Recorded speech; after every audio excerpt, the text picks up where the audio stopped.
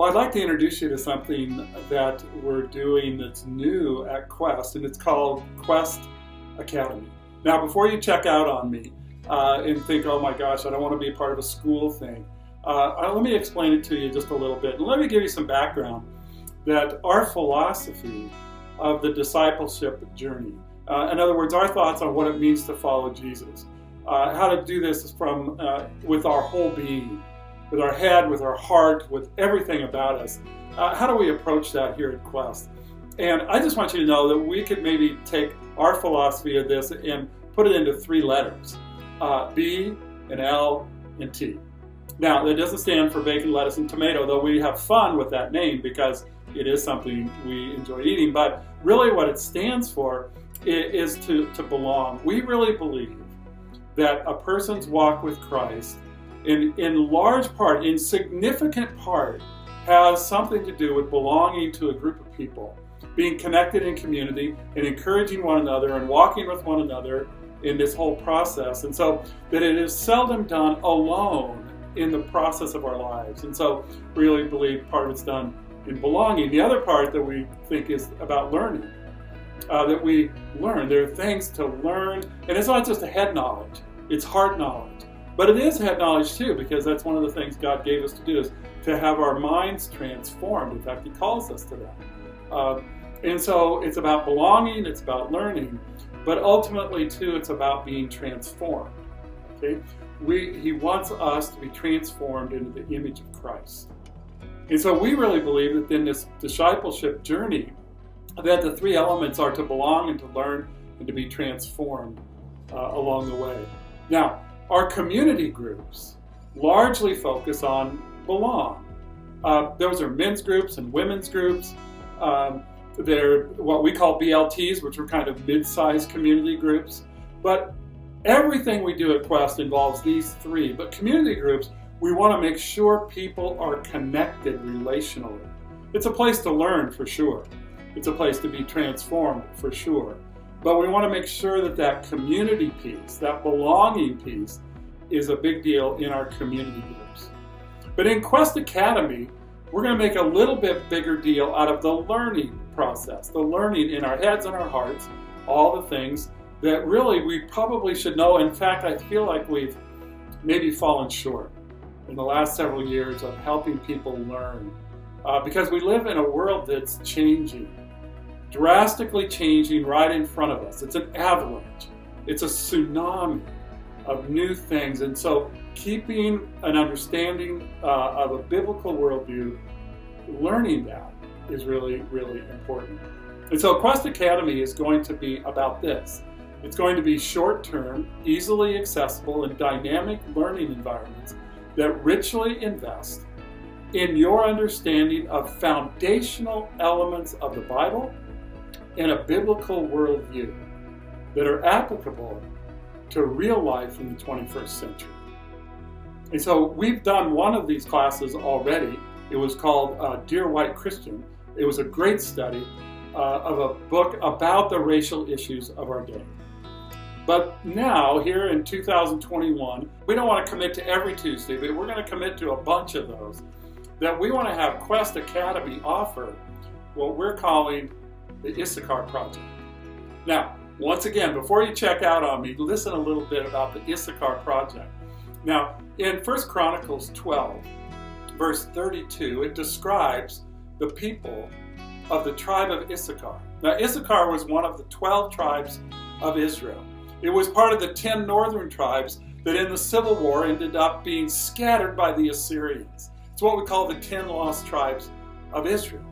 And really, we've had a hard time identifying them, if at all, over the last several thousand years. Someday God's going to bring them back together. But in the time of David, when he was becoming the king, there was a description in 1 Chronicles of all those different tribes and the people that they put forth to be supportive of David. And David was very, very wise and very prudent about the way he approached this. There was even one tribe that came, and David basically said this: if you come and commit yourself to follow me, to be loyal to me as the king, but you really are going to stab me in the back, don't bother coming. We don't need that. And then of the people of Issachar, he said this. He said, they're the sons of Issachar were men who had understanding of their times with knowledge of what Israel ought to do. This is an incredible expression. These were men who understood what was going on in the world around them. And it's not just men, this is the whole tribe. But they understood what was going on around them. And they had knowledge of what God would have Israel do in the midst of all of that. It's said that Charles Spurgeon, the famous pastor from London, that when he would study the Bible, he'd have the Bible in one hand and the newspaper in the other.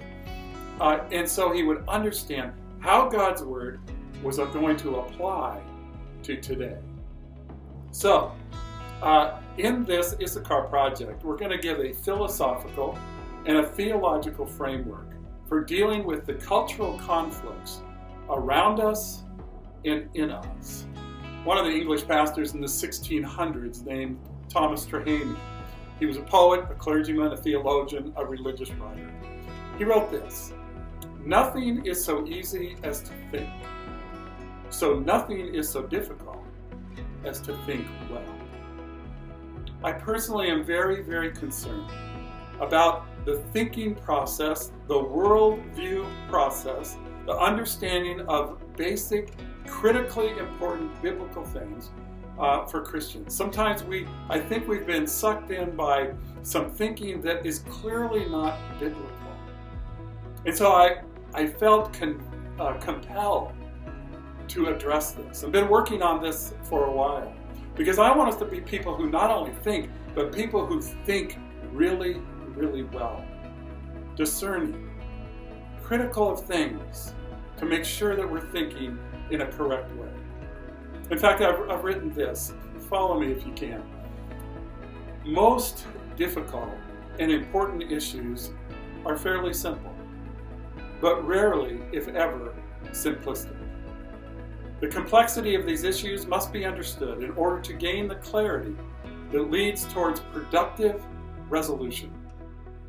We need to have the inclination and the ability to seriously consider the merits of the various facets of these difficult issues, even when they may threaten to diminish our own preferred personal perspective. Now, if we fail to gain a broad and balanced understanding of any given issue, we guarantee not only an inadequate and ineffective resolution, but we also risk the alienation of those who see the value of truths that may be embedded in opposing or unpopular views. Therefore, it is essential that we define the non-negotiable truths that frame the issues as to scope and importance. So, our responsibility as Christ followers, as disciples of Christ, is to help discover and embrace and graciously live out biblical non-negotiable truths so that God can paint a compelling portrait on the canvas of our lives and our community that reveals and boldly proclaims the glory and the beauty of His blueprint for what life is supposed to be. Now, let me just give it a thought here. This circle represents the lives that we live and the issues that we deal with. And it deals with those in the context of our communities and our culture.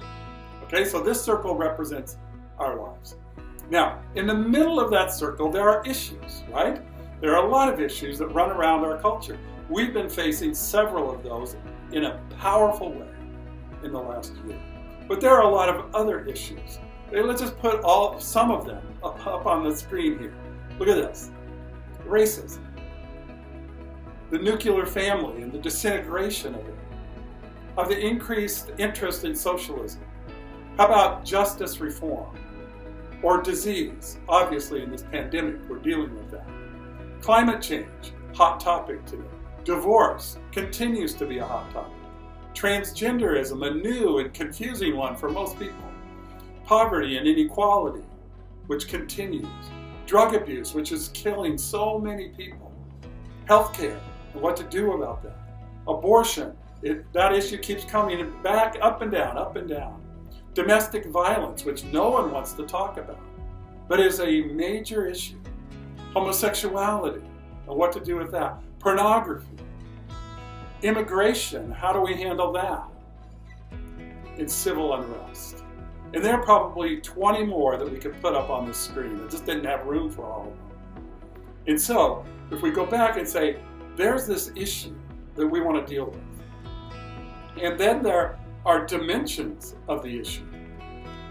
And beyond that, there are stories that illustrate particular dimensions of the issue. And in trying to understand all that, we want to put on top of that a biblical framework that helps you understand the dimensions and even the stories and how to handle those.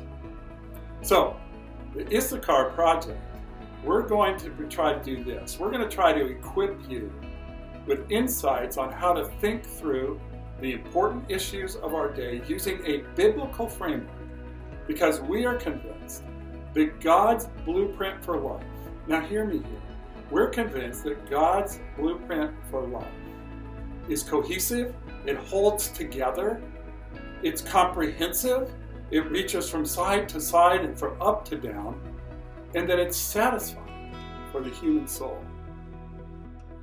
So, the Issachar project, next week, we will focus on a philosophical framework that we think is a sound and mature way to approach the variety of issues that we face. A few weeks after that, we're going to start building a vitally important theological framework.